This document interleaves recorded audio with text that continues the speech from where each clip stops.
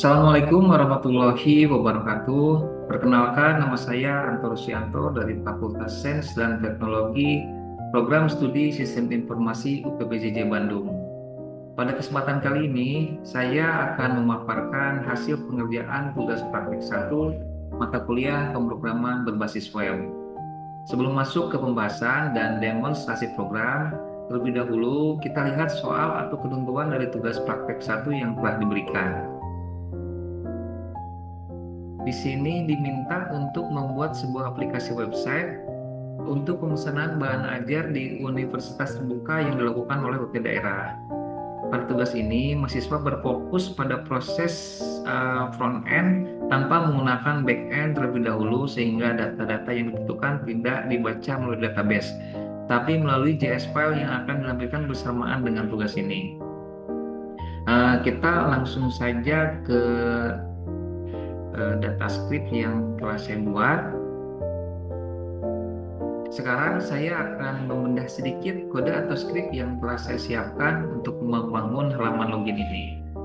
Yang pertama yaitu pada bagian head, yaitu pada baris ke-1 sampai dengan 35. Pertama, di bagian head, saya membuat metadata dan menghubungkan file style CSS. Selain itu juga untuk mengatur tampilan visual halaman agar rapi dan responsif.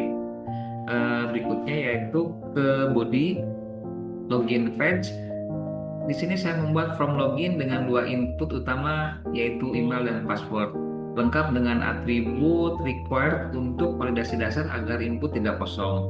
Dan berikutnya di bawah form saya menyediakan link untuk lupa password dan daftar agar memudahkan aksesibilitas pengguna. Pada baris ke-37 sampai dengan 51, di sini saya menambahkan elemen modal berfungsi sebagai jendela pop-up yang akan muncul jika pengguna mengklik lupa password atau daftar, memberikan instruksi untuk menghubungi administrator tanpa harus berpindah halaman. Dan pada baris ke-53 sampai berikutnya, untuk logikanya saya menggunakan data JS sebagai sumber data pengguna yang telah disediakan. Dan untuk autentikasi saat tombol login ditekan, script akan mencocokkan input email dan password dengan data yang ada menggunakan fungsi find.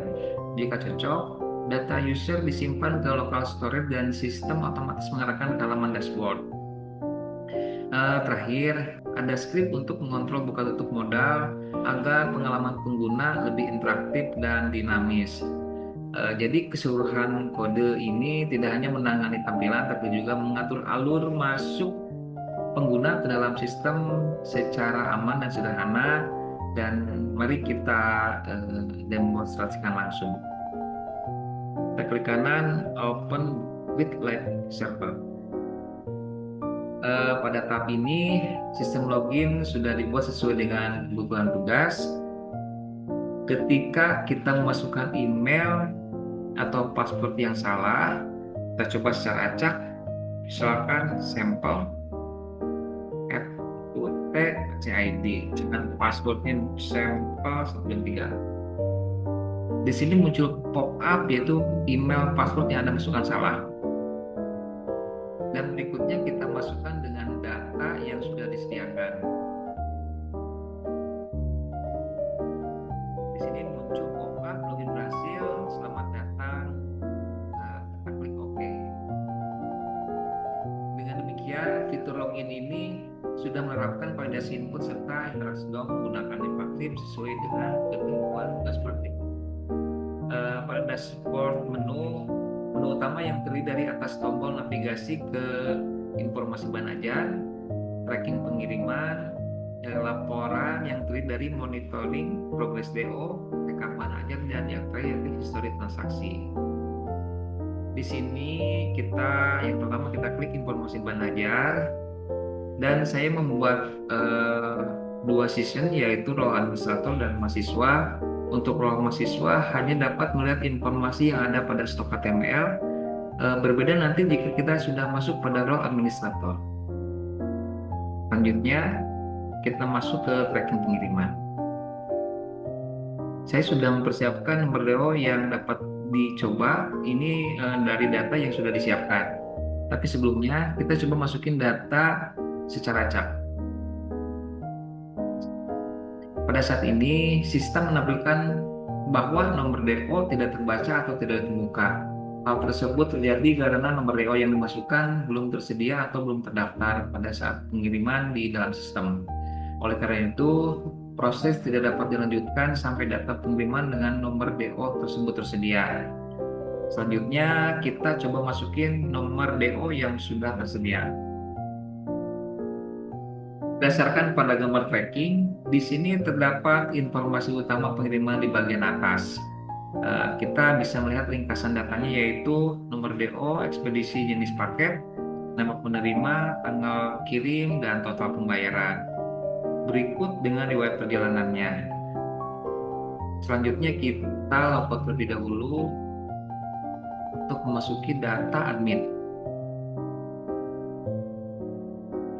Untuk admin kita bisa menambahkan stok baru. Di sini ada kolom kode lokasi, kode barang, nama barang, jenis barang, PMP buku atau modul, ada edisi, dan kita bisa menambahkan stok. Di sini kita bisa upload gambar. Selain itu juga tidak hanya menambahkan, tapi kita bisa mengedit data yang sudah ada. Seperti ini.